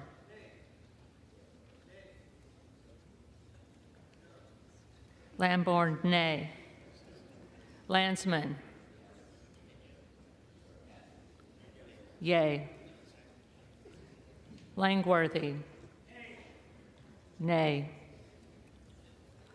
Larson of Washington. Yay. Larson of Connecticut. Yay. Latta. Nay. LaTurner. Nay. Lawler. Nay. Lee of California. Yay. Lee of Florida. Nay. Lee of Nevada. Yay. Lee of Pennsylvania. Yay. Ledger Fernandez. Yay. Lesko. Nay. Letlow. Nay. Levin. Yay. Liu. Yay. Lofgren. Yay. Loudermilk. Nay. Lucas. Nay. Luetkemeyer. Nay. Luna. Luna. Luttrell. Nay. Lynch. Yay. Mace. Yay. Magaziner. Yay. Maliotakis. Nay. Man. Nay. Manning. Yay. Massey. Nay. Mast. Nay. Matsui. Yay. McBath. So Mace was 7. Yay. This thing is a done deal. McCarthy is McCall. out. Unless, of course, there's some Nay. Democrat that wants to McLean. defect to McCarthy's aid, but that ain't going to happen. Nay. McClellan. Yay. McClintock. Nay. For those just tuning in, here's what's happening. There is a vote to remove Kevin McCarthy as Speaker, to oust him as Speaker. It's the motion to vacate. Right now, all of the Democrats are voting in favor of this motion because Democrats are not here to save Kevin McCarthy from the Republican conference. Nay. The vast majority of Republicans are voting not to oust him, but there is a small faction of Matt Gaetz-aligned Republicans who are voting to oust him because they don't think he's been conservative enough. So all Kevin McCarthy can afford to lose, because the House is so close, is 5 votes. Right now, he's lost 7. And so if Kevin McCarthy continues to lose every Democrat, which is going to happen, Kevin McCarthy will lose this vote. He will be ousted as Speaker. And then we move on to the usual ballots like we saw just a few months back, where Republicans put forward their people to figure out who the next Speaker is going to be. Democrats, meanwhile, are all going to vote uniformly for Hakeem Jeffries. Yay. Miller of Illinois. Nay. Miller of Ohio. Nay. Miller of West Virginia. Nay. Miller Meeks. Nay. Mills. Mills. Molinaro. Nay. Molinar. Nay. Mooney. Nay.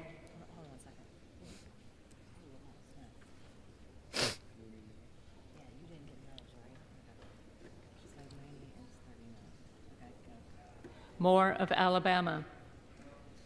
Nay. Moore of Utah. Nay. Moore of Wisconsin. Yay.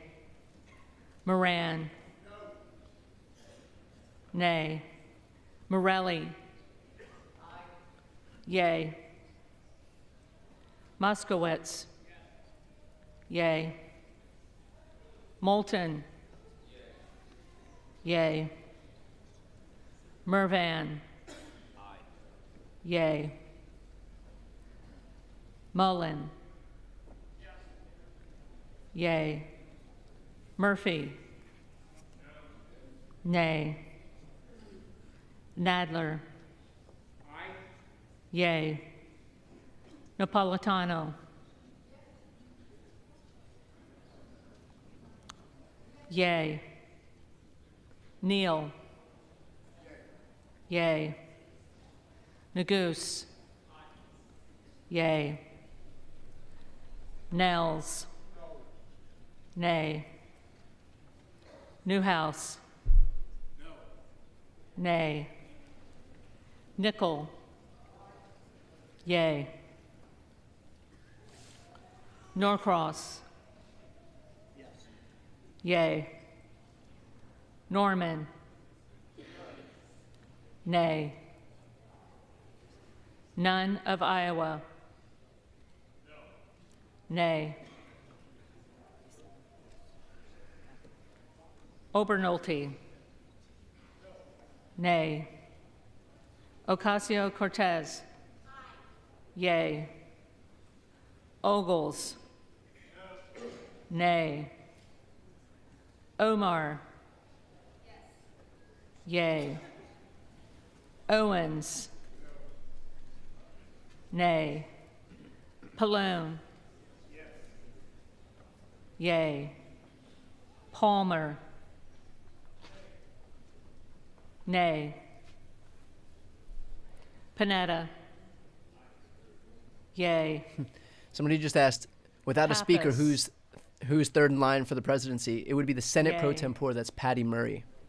Pasquarel. Yay. Payne. Yay.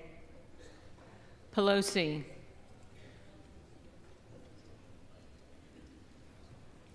Pelosi. Peltola. Peltola.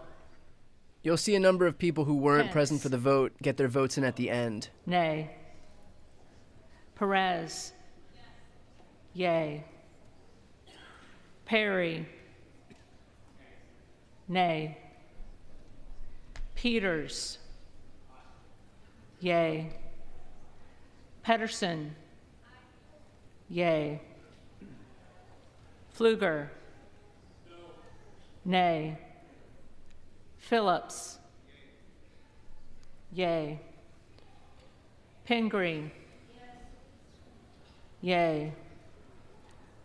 Pocan. Yay. Porter. Yay. Posey. Nay. Presley. Yay. Quigley. Yay. Ramirez. Yay. Raskin. Yay. A name to look Reshapella. out for coming up Nay. Rogers of Washington. is Rosenthal. Nay. Rogers of Alabama. Nay. Rogers of Kentucky. Nay. Rose.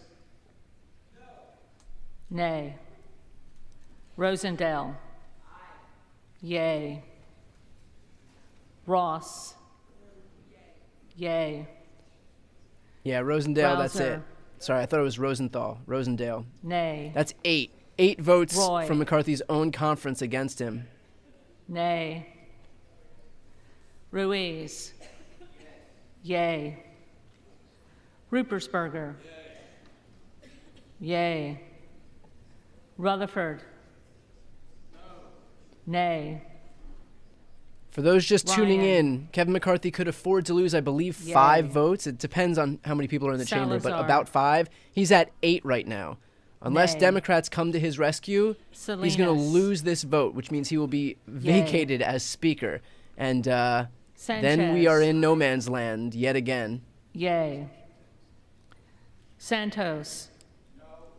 Look out for Victoria Nay. Spartz. Next big names come up. Sarbanes. Yay. Scalise. Nay. Scanlon. Yay. Schakowsky. Yay. Schiff.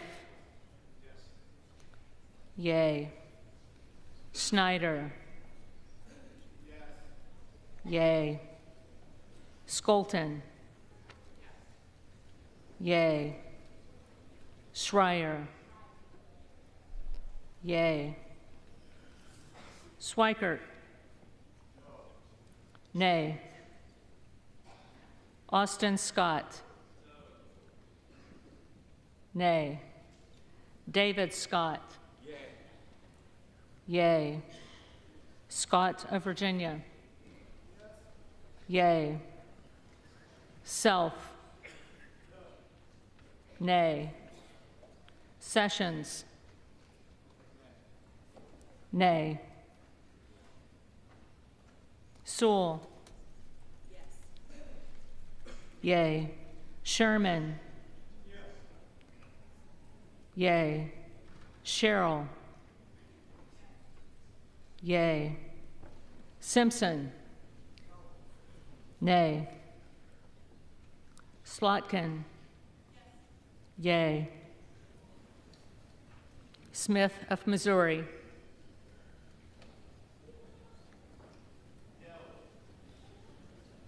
Nay. Smith of Nebraska. Nay. Smith of New Jersey. Nay. Smith of Washington. Yay.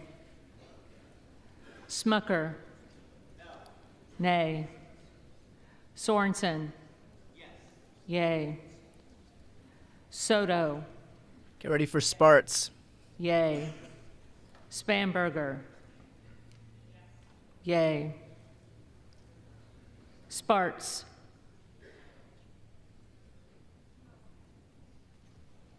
Nay. No. Okay, so Stansberry. he survived her Yay. vote. Still is not in good shape. He's still got 8 defections. 8 Republicans have Stanton. voted against him. Yay. Stauber. Nay. Steele. No. Stefanik. Nay. Style. Nay. Stubbe. Nay. Stevens. Yay. Strickland. Yay. Strong. Nay. Swalwell. Yay. Sykes. Sykes. Takano. To Yay. be clear, voting yes means a vote to Tenney. oust Kevin McCarthy. Yes to oust Kevin Nay. McCarthy. Tanadar. Yay. Thompson of California. Yay. Thompson of Mississippi. Yay. Thompson of Pennsylvania. Nay. Tiffany. Nay. Timmons. Nay. Titus. Yay. Talib. Yay. Takuda. Yay.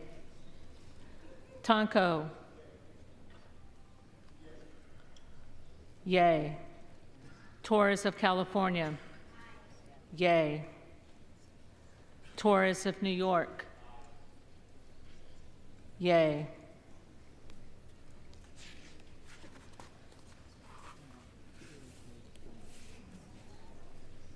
Trahan.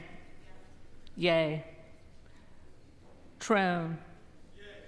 Yay. Turner. Nay. Underwood. Yay. Valadeo. Nay. Van Drew. Nobody pull a fire alarm. No. No. Woof. Van Dyne. Nay. Van Orden. No. Nay. Vargas. Yay. Vasquez. Yay. Vesey. Yay. Velasquez.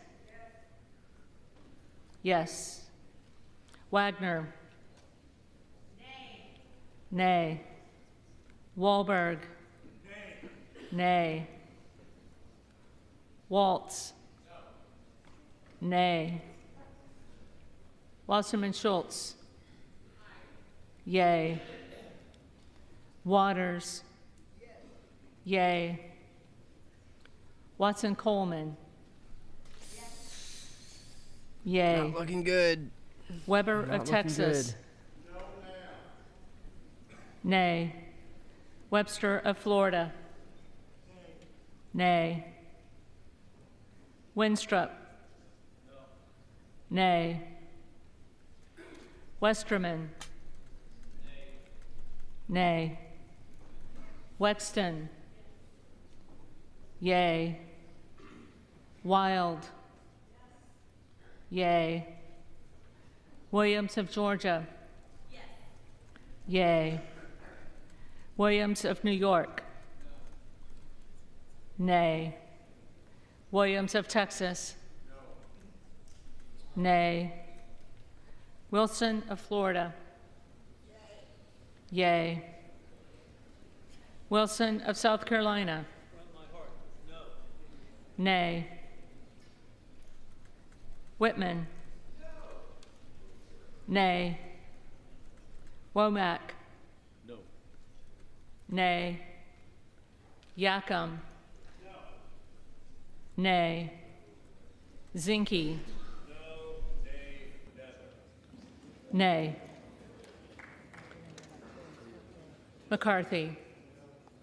Nay.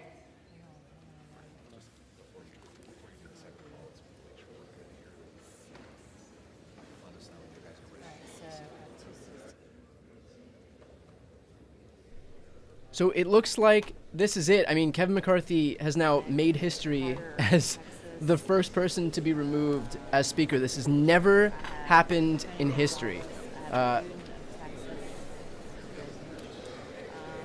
He's lost, I believe it was 8 Republicans.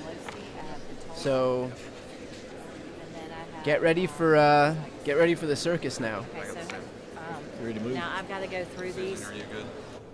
There are a number of people who weren't present before, so they're going to call their names, and when they hit 218, I think that's when it becomes official.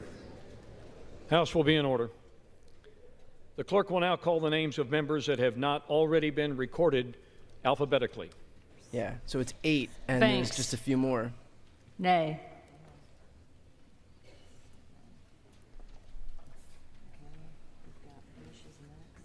Bush. Bush. Okay, Kamek's next. Kamek. Nay.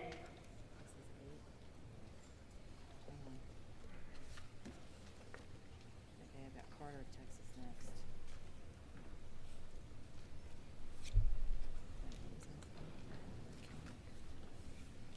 Carter of Texas. Carter of Texas. So then we're going to go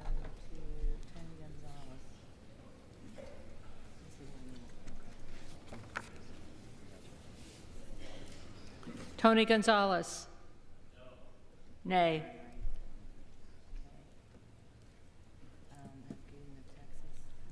Gooden of Texas. Gooden of Texas.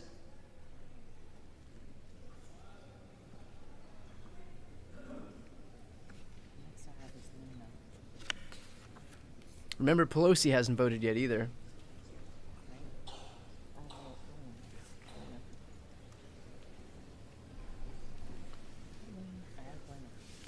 Luna. Luna.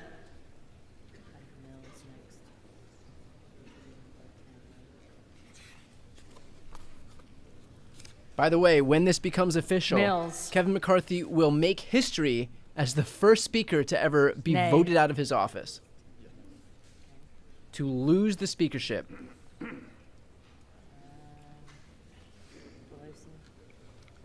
Pelosi. Pelosi. I don't know where Pelosi is. Peltola. Peltola. I believe he needs the 218, so we are not official yet.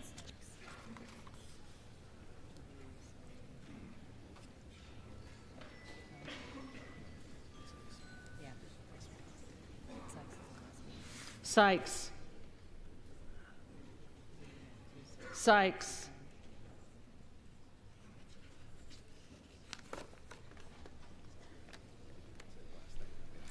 Actually, I'm not sure on the 218. Hold off on. Are there other members? Are there other hold off on members in that. this body It may be a simple majority. who have not been recorded or who wish to change their vote?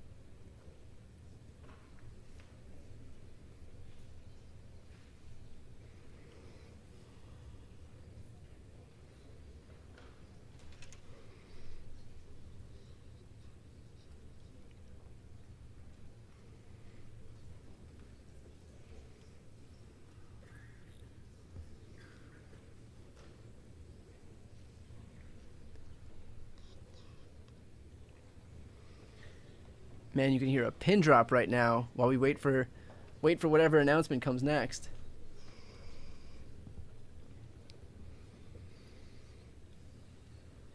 Yeah, this is it. I mean, he's not going to win. He's out as speaker. Have you got the tally? They're going to adopt the resolution, and Kevin McCarthy will be out as speaker. On this vote, the yeas are 216. The nays are 210. The resolution is adopted. Without There you go. objection, the motion to reconsider is laid on the table. The office of Speaker of the House of the United States House of Representatives is hereby declared vacant. Wow, so that's it. Kevin McCarthy becomes the first person to be removed from speaker in American history. I believe this is also the shortest tenure of any House Speaker in American history.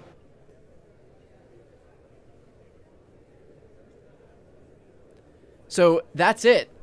Now comes the circus. Now comes the circus where Republicans will figure out who they want to put up for votes, to figure out who they want to become their next speaker. Democrats will remain unified behind Hakeem Jeffries, just like they've remained unified in not coming to McCarthy's rescue here. So McCarthy is out as speaker. A historically short, House will come to humiliating order. stint. Humiliating stint as speaker. The chair lays before the House a communication. The Honorable the Speaker, House of Representatives, sir. This is to notify you that the first name on the letter received by the clerk pursuant to Clause 8B, 3B of Rule 1 is the Honorable Patrick T. McHenry of North Carolina. Signed sincerely, Kevin F. McCumber, Acting Clerk. Pursuant to Clause 8B3 of Rule 1, I will now act as Speaker pro tem. The Chair will inform the members of the House the following. The office of the Speaker was rendered vacant pursuant to the adoption of House Resolution 757. Upon a vacancy in the office of Speaker, Clause 8B3 of Rule 1 provides that the next member on a list submitted by the Speaker, pursuant to the rule, acts as Speaker pro tem until the election of a new Speaker, and bestows the authorities of the office of Speaker upon the Speaker pro tem to the extent necessary and appropriate to that end. In the opinion of the Chair, prior to proceeding to the election of a Speaker, it would be prudent to first recess for the relative caucus and conferences to meet and discuss the path forward. Accordingly, pursuant to Clause 12A of Rule 1, the Chair declares the House in recess subject to the call of the Chair. Wow. Okay. For those just joining, Kevin McCarthy is out. Let's see if we can. And the U.S. change House screens here. now in a recess. A short time ago, lawmakers voting to remove California Representative Kevin McCarthy as House Speaker. The motion was offered by Florida's Matt Gaetz. The final vote tally was 216 yeas and 210 nays. We want to hear your opinion on the removal of. Okay. So at this point, what's going to happen? Let's see if we can change the screen here. What's going to happen now is the House is in recess. The Republicans are going to go back and try to figure out what to do next. They're probably going to come up with some names to figure out who they can bring forward next. And then we'll start with this.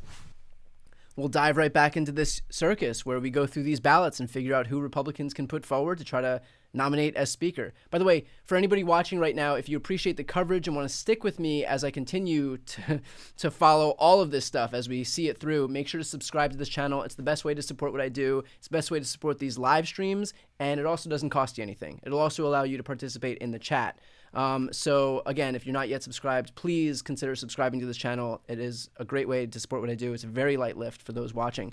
So again, as I was saying, Kevin McCarthy makes history here. He becomes the first Speaker in American history to be removed from his office. I believe he also has the shortest stint as Speaker of any Speaker in history also. So just a historically humiliating stint for Kevin McCarthy as Speaker any way you cut it. And it really does go to underscore just the abject dysfunction that characterizes this Republican Party. I mean, we've just seen it over and over and over again. The goal for these Republicans is the chaos. The dysfunction here isn't a bug, it's a feature. They are here to show that government cannot work, because then they can go out there on the campaign trail and say, look, there's no way government can work. That's why we have to elect people like Republicans, because we believe we have to shrink it. Because you're so used to seeing the dysfunction in government, you need people who believe that government should be shrunk down to nothing. Little do they mention, acknowledge, concede that the people creating this dysfunction are those Republicans themselves. So they create this dysfunction, point to the dysfunction that they just created as a justification to then elect people like them who promise to shrink government. But again, the only reason that dysfunction exists is expressly because of these Republicans. None of this ever happened when Nancy Pelosi was in charge and the Democrats had the majority. Think about what Democrats were able to do with a majority just as narrow as the majority that Republicans have right now, where Republicans can't even manage to choose a speaker. Democrats passed the Inflation Reduction Act, the American Rescue Plan, the bipartisan infrastructure package, the gun safety bill, first one in 30 years. The Chips and Sciences Act, the PACT Act. They've presided over a historic boom in jobs being added to this country. 13.5 million jobs, the unemployment rate at a 50-year low. Any way you cut it, this has been the reauthorizing the Violence Against Women Act. Any way you cut it, you can see how effective the Democrats were at legislating when they had the majority. And yet, with the same size majority that Democrats had, where they were able to pass all of that stuff, Republicans are right back to square one. Can't even figure out who their speaker is going to be. We are right back to where we were the day that Republicans took control of the chamber. Back to this circus of a vote. God knows how many ballots we're going to have to go through. Democrats will once again be united behind Hakeem Jeffries. We'll see that in vote after vote, depending on how many ballots it actually takes. Meanwhile, Republicans will put forward, one circus clown after the next while they figure out, what they're going to do from here. But just completely steeped in dysfunction. Again, this is a historic moment that we're witnessing. I believe we witnessed history when Kevin McCarthy needed 15 ballots to become speaker, although don't quote me on that. But I know that we're witnessing history here with Kevin McCarthy serving as both the shortest-lived speaker and also the only speaker to be ousted from his position as Speaker of the House. So, again, just a weak tenure as Speaker capped off by an abject humiliation. That's what we're seeing right now. So we will go back to the drawing board here. Right now, McHenry is serving, I guess, as the chair who kind of acts in the way that the Speaker acts, but we will watch these parties go retreat back to their own conferences and caucuses and figure out what they're going to do next and who they're going to nominate. So I don't know when that will happen. Let's see. I might have to correct something I said. Apparently there was a shorter tenure as Speaker, and that happened in 1876. So I apologize. Still a humiliation for Kevin McCarthy. I don't know that that's much of a consolation that you have to go back like 150 years to be able to find a speaker who served a shorter stint as him.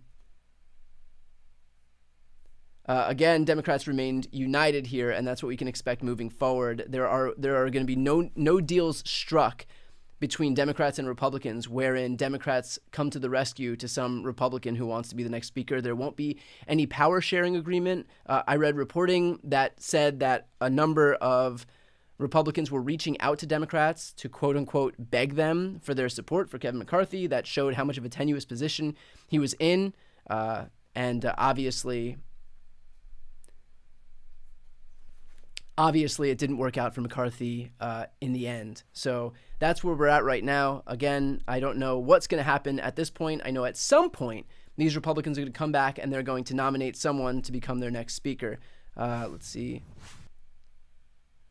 They're going to nominate someone to become their next speaker. That may be sometime soon. It may not. I don't know. Again, we are in just unprecedented times right now.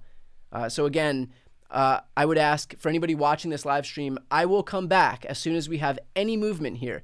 So I will come back and I'll continue to host these live streams. So if you're not yet subscribed to this channel, please make sure to subscribe so that as soon as we have any movement, as soon as we have any Republicans who are going to put members of their conference up for the position of speaker, we can cover it. Of course, we can expect the Democrats will all rally behind Hakeem Jeffries. There is a world in which two things happen. There's a world in which Republicans are so steeped in dysfunction that maybe you have some Republican defections who do vote for Hakeem Jeffries. I would not put my money on that, but there is a world in which that could happen. There is also a world in which maybe there are so many votes for speaker, Republicans can't land on any adequate replacement, and somebody nominates Kevin McCarthy and he wins. So Kevin McCarthy could still become speaker. He could be the only speaker to be removed from office and then voted back in, like on the same day or the same week, whatever it ends up being. So again, the options here are kind of, I wouldn't say unlimited, but there is a vast array of options that could come. We do have some reporting also from the New York Attorney General civil case. Donald Trump has had a gag order placed on him. I'll cover that with Glenn Kirshner, my Legal Breakdown co-host, on this channel. We have a video coming out shortly to discuss the gag order that's been placed on Trump. So again, another reason to subscribe if you're not yet subscribed. So with that said, stick around on my channel and keep an eye out for whatever's going to happen next, and we can take it from there. But as of right now, some big moves here happening. Let me just see if I could find out if we have any indication as to when this would be?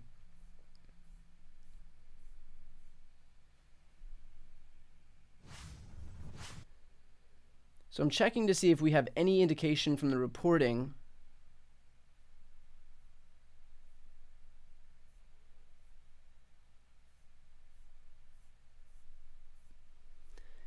It doesn't look like anyone has any answers here. Again, Patrick McHenry is the speaker pro tempore right now until there is any type of replacement, but we have no news right now in terms of when that vote would be.